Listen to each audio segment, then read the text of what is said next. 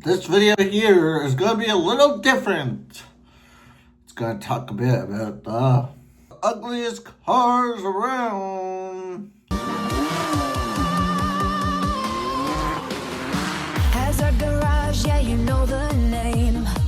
Spinning tires, playing this dangerous game. Burning rubber, leaving smoke in the air. This ain't no joyride, this is beyond compare. Back roads blurring, engine starts to roar.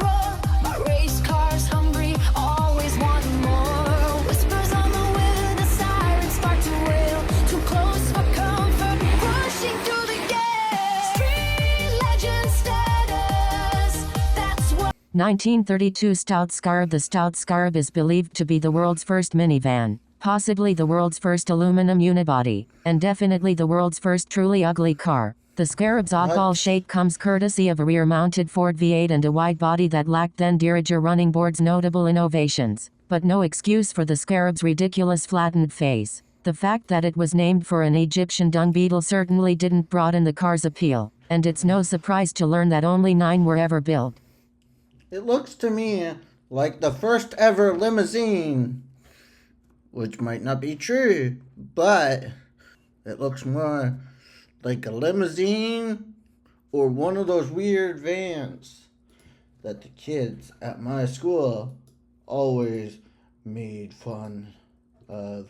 The Stout Scarab is a streamlined car, designed by William Bushnell Stout and manufactured by Stout Engineering Laboratories and later by Stout Motor Car Company of Detroit, Michigan. 1. 2. The Stout Scarab is credited by some as the world's first production minivan. 3. And a 1946 experimental prototype of the Scarab became the world's first car with a fiberglass bodyshell and air suspension. Was a motorcar and aviation engineer and journalist. 4. While president of the Society of Automotive Engineers, Stout met Buckminster Fuller at a major New York auto show and wrote an article on the dime action car for the Society's newsletter. 5. Contemporary production cars commonly had a separate chassis and body with a long hood. The engine compartment and engine were behind the front axle and ahead of the passenger compartment. The front-mounted engine typically drove the rear axle through a drive shaft underneath the floor of the vehicle. This layout worked well, but limited the passenger space. In contrast, the Scarab design eliminated the chassis and drive shaft to create a low, flat floor for the interior, using a unitized body structure and placing a Ford-built V8 engine in the rear of the vehicle. Stout envisioned his traveling machine as an office on wheels. To that end, the Scarab's body, styled by John Jarda, a Dutch automobile engineer, 6, closely emulated the design of an aluminum aircraft fuselage. The use of lighter materials resulted in a vehicle weighing under 3,000 pounds, 1,400 kg. 7. The short, streamlined nose and tapering upper body at the rear foreshadowed contemporary monospace, or one-box MPV or minivan design, featuring a removable table and second-row seats that turn 180 degrees to face the rear, a feature that Chrysler marketed over 50 years later as Swivel and Go. 8. Although reminiscent of the Chrysler Airflow, Streamliner, and the slightly later, 1938, Volkswagen Beetle, other aerodynamically efficient shapes, the Stout Scarab was generally considered ugly at the time. 1. Decades later, its futuristic design and curvaceous, finely detailed nose earn it respect as an Art Deco icon. 9. Art Deco Dicon or something like that. It doesn't look like a legendary vehicle though.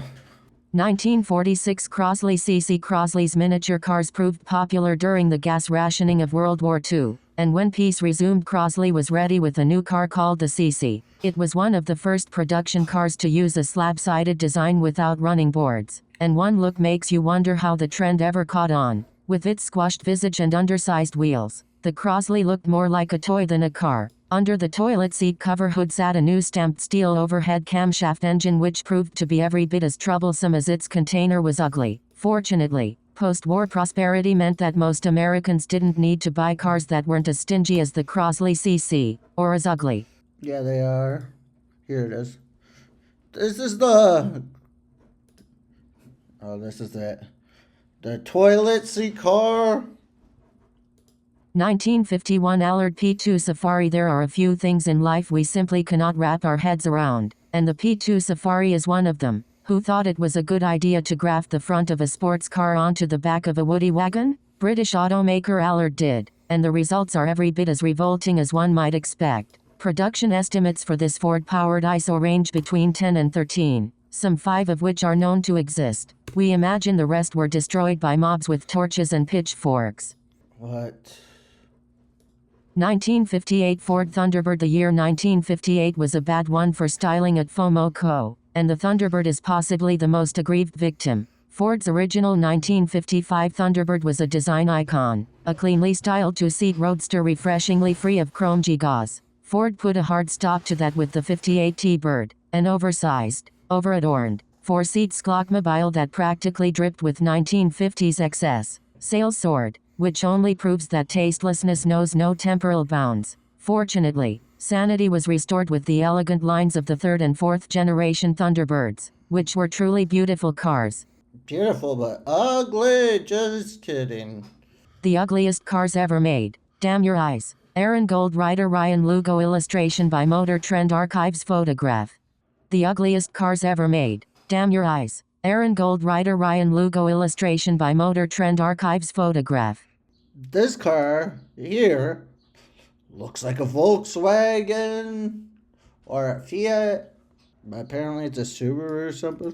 1958 Subaru 360. The Subaru 360, check out our test drive, was built to meet strict Japanese K-car standards that limited its dimensions and engine size. We can't find anything in the regulations dictating that K-cars must be excruciating to look at, but to be fair, our Japanese is a bit rusty. Few K-cars of the late 50s and early 60s are lookers, but the 360 is one of the homeliest ever made, looking rather like a rare form of sea life plagued by multiple congenital deformities. When Subaru began importing the car to the US in 1968, its styling unchanged. It ran commercials that called the 360 cheap and ugly. Seriously, watch for yourself. Truth in advertising is always nice to see, even if the Subaru 360 isn't.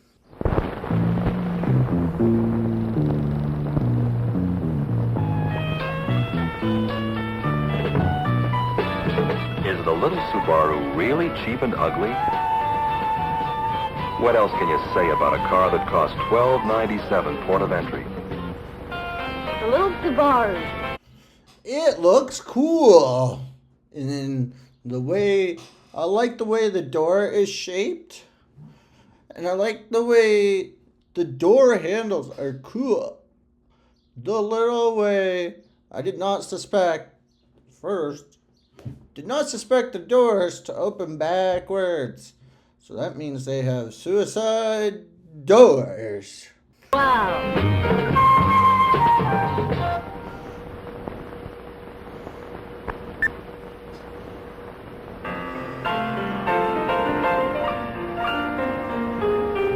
Because it's cheap and ugly.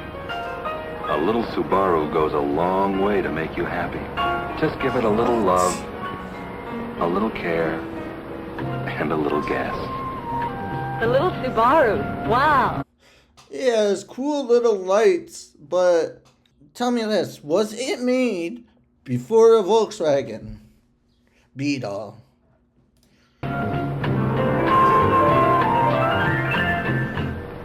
I've never seen... These are little Subaru parts. This is a carburetor. Whoa, those... I did not suspect them to be that small. I suspected them to be the same size as the Volkswagen. 1350. This is a front fender, it's only $23.95. This is a brake drum, it's only $12.67. It doesn't cost much to keep a little Subaru, even if something does go wrong, which isn't very likely. The little Subaru. Wow. I thought it was a Suzuki at first. Whoa, that thing is cool when it's going down the road. The little Subaru is cheap and ugly, but it goes anywhere the big cars go. From a far distance, it looks like a little Fiat that we have today. Yeah, it looks exactly the same. Looks like a little Fiat to me. Yeah, the 2026 Fiat.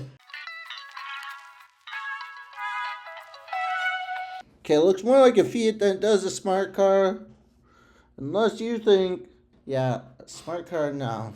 I'm getting the vibe from Herbie the Love Bug more than I am a Subaru vehicle. Because Herbie went everywhere and so does the Subaru or the Subaru. And I think it's a cool little vehicle, but I think I've seen this car in a movie or two. And I think this car was, if I'm right, but it might be in certain spots a Herbie the Love Bug. Yeah, this car here, which is the Subaru, actually looks a lot like the Volkswagen. But the Volkswagen came out a few years after the Subaru. Are you kidding? The Subaru and the Volkswagen. Volkswagen, Subaru. Whoa, that is interesting. So this Subaru vehicle I was just showing you, and these cars I was just showing you, the cars I was just showing you that are supposed to be the world's ugliest cars are some of part one of what I want to show you, because I don't know, is it a Subaru or a Subaru or what is it? I don't know why they just didn't call it the Subaru, but I think it is a Subaru, but I don't know why, but they're calling it a Subaru, not Subaru. And a lot of people are not. I don't think it's ugly. I think it's cute. It's a cool little car. It reminds me of the brother, the Mini to the Volkswagen. But I do like some of these cars that I did show you in today's video, and some of them just look ridiculous. Like, again, the Subaru was one of the ones that I thought was the coolest, but at the same time, they had some pretty weird ones. Like, so the toilet seat was the other vehicle, and I'm calling it the toilet seat because that's what the nickname in it was. The other one was something else. I don't remember what it was. Oh, they're saying it's the front end of a sports car, but it doesn't look like much of a sports car, and it looks more like a wagon than anything. But whatever. If it's a wagon, it's a wagon. But I don't see much of a wagon. Oh, and the minivan, the new minivan, and yeah, so just the little bits of this video were kind of cool, but I think it was more of a limousine than a minivan. Not in today's, like really weird today, but we had some odd ones, but well. Yeah, so right now I am just posting this video because I want to try some different content. After reading this new book, well, maybe I should just bring it in and show you.